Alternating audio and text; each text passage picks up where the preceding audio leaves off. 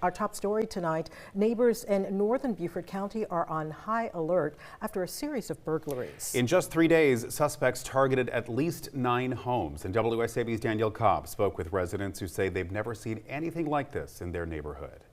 The Coffin Point area of St. Helena has been described by neighbors as a sliver of paradise. But that sliver is smaller than ever after a series of break-ins have shocked this low-key community. I went out and bought a couple of cameras and I have 2 more on the way. Which is a first for one neighbor who's lived in the Coffin Point neighborhood for 28 years. We basically didn't even lock the doors. I don't know if I should say that, but we've just had no issues. We're in a safe neighborhood. But a 3-day home burglary spree for a group of suspects has changed the course for not only their neighborhood, but several others on St. Helena and Ladies Island. 9 homes were forcefully broken into, the suspects stealing liquor, firearms, power tools, and other valuables in the process. They used a crowbar and went through the front door and ransacked the house. Pulled out drawers and knocked pictures over.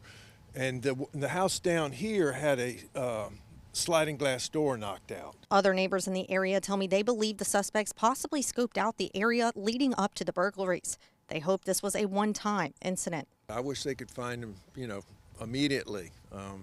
I've been watching the news and seeing if there's anything that they got them, but I haven't heard anything on it. But yes, put them in jail as far as I'm concerned. The Beaufort County Sheriff's Office says they know for sure it was 9 break-ins, but through other reports, there's a possibility there was more. They did tell me today they've received 1 more report since that 3-day spree. They continue to investigate and ask if anyone has any suspicion on the suspects to give them a call.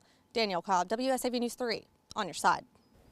Savannah police have arrested a minor in connection with a deadly shooting that left a woman dead. According to the Savannah Police Department, officers responded around 2:30 p.m. to reports of a shooting in the 1800 block of Northgate Drive yesterday. When officers got there, they found a woman suffering from gunshot wounds, and she died at the scene. Investigators say a boy suspect was taken into custody near that scene. He has been charged with murder and transported to the Savannah Regional Youth Detention Center.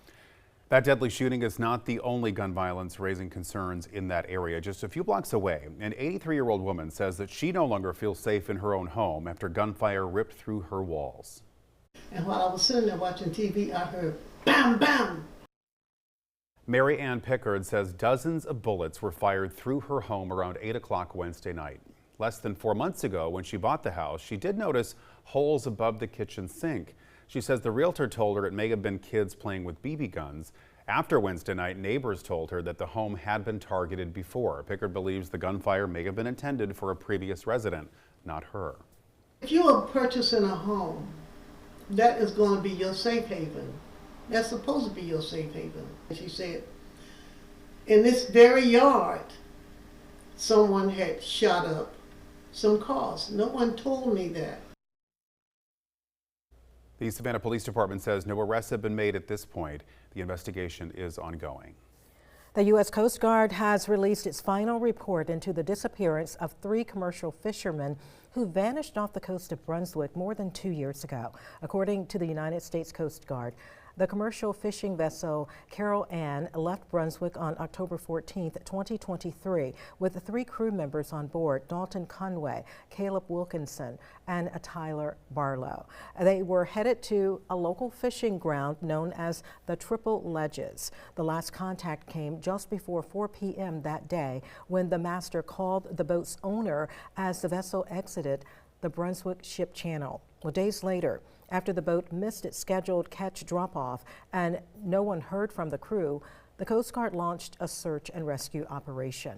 The final report determines the boat lost stability and sank, leading to the deaths of all 3 men. Investigators cite multiple contributing factors, including a lack of required safety equipment, no emergency beacon, and improper life raft storage. Nearly a month after the disappearance, a fish box believed to be from the vessel was found about 17 miles offshore near St. Augustine, Florida. It remains the only physical evidence recovered. The 3 men were previously the subject of a family-led search efforts, including assistance from the United Cajun Navy. The Coast Guard says this report marks the close of its investigation. New at 6, a Toombs County man with a history of drug trafficking is heading to federal prison for more than 14 years after pleading guilty to distributing fentanyl. 36-year-old Frank Curry was sentenced to 155 months in prison for distribution. According to the investigators, Curry distributed pressed fentanyl pills over several months in 2024 while under federal supervision. Court records show that he will also serve an additional 18 months because the crimes were committed while he was on supervised release for a prior drug trafficking conviction. A follow-up tonight on serious conditions inside a Savannah senior living community. Residents at the Veranda Midtown apartment say ongoing problems, including bed bug infestations and broken appliances, are going unaddressed. WSAV's Tyler Nicole spoke with residents and former staff who say the situation has gone on far enough. From bed bugs to broken appliances, the senior citizens living at the Veranda Midtown apartment say they can't take the conditions anymore. Bugs crawling on the walls, furniture, and now residents' guests. A concerned family member who didn't want to be named says her relative has been dealing with the infestation problem for more than 3 years with no solution in sight. While we were in there, I looked and I was like, wait a minute. Something fell on my head, and it was like a little black bug, and it was kind of mushy feeling. I was like, what the heck is that? So I stood up, and it just made me stand up, and then I looked. When I stood up and started looking around, I saw bed bugs crawling up the wall. One woman who was employed at the apartment for a few months described the conditions in the building as deplorable. She says the elderly man she used to take care of was dealing with a bug infestation so bad that she felt the need to report it to the housing authority. That's when she said she was retaliated against by office staff who called her boss and blamed the bug infestation on her, which led to her being fired. These flies and bugs coming out your wall, like you could see them coming, like so much fruit flies, like it was covered.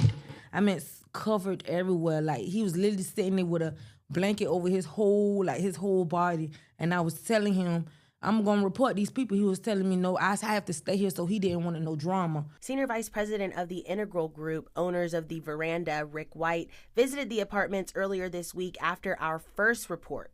He says they haven't heard of any problems, but residents say that's because they are being bullied into silence by office staff. Many tell me they fear being kicked out on a fixed income with nowhere to go. Any allegations of months of neglect are completely unfounded. Our systems are in place. If there is an emergency, it's handled within 24 hours, and routine maintenance issues are handled within 48 hours. Integral Group investigated today, and they tell us they did find one apartment with issues, but they aren't releasing details until they get the report. They also sent a statement saying, quote, under the signed rental agreement, every resident is contractually required to promptly notify management of any suspected bed bug activity. We have no such report. You can find that full statement on our website, WSAV.com. Tyler Nicole, WSAV News 3, on your side.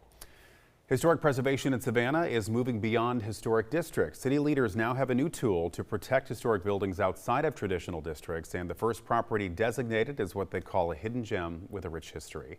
The Savannah Powder magazine, built in 1898, once stored explosives for the city and has been sitting unused since 1971. This week, City Council voted unanimously to give it official local protection using a new historic property overlay. It is the first such property to get the designation, and the city leaders say it could pave the way for protecting other historic sites across Savannah outside of those traditional districts. The best is yet to come.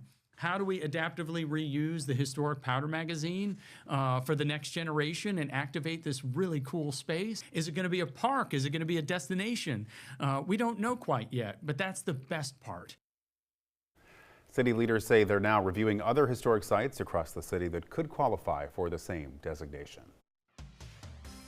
WSAV Time Saver Traffic is brought to you by Arrowhead Clinic, the accident doctors, where it pays to get well. This evening we have been watching some slow-moving traffic along I-95 southbound, mostly due to extra volume, but we do have the report of an accident at the junction with Interstate 16, so that's on the southbound side with the traffic that merges from Interstate 16, so allow yourself some extra time to get through that area. US 17 approaching 204 is also experiencing some delays right now as well. As far as our weekend forecast, Valentine's Valentine's Day on Saturday is looking pretty nice, but on Sunday it looks to be a rainy and stormy day for us at times, but at least it is going to be a fairly warm weekend. We'll have all the forecast details coming up in a few moments.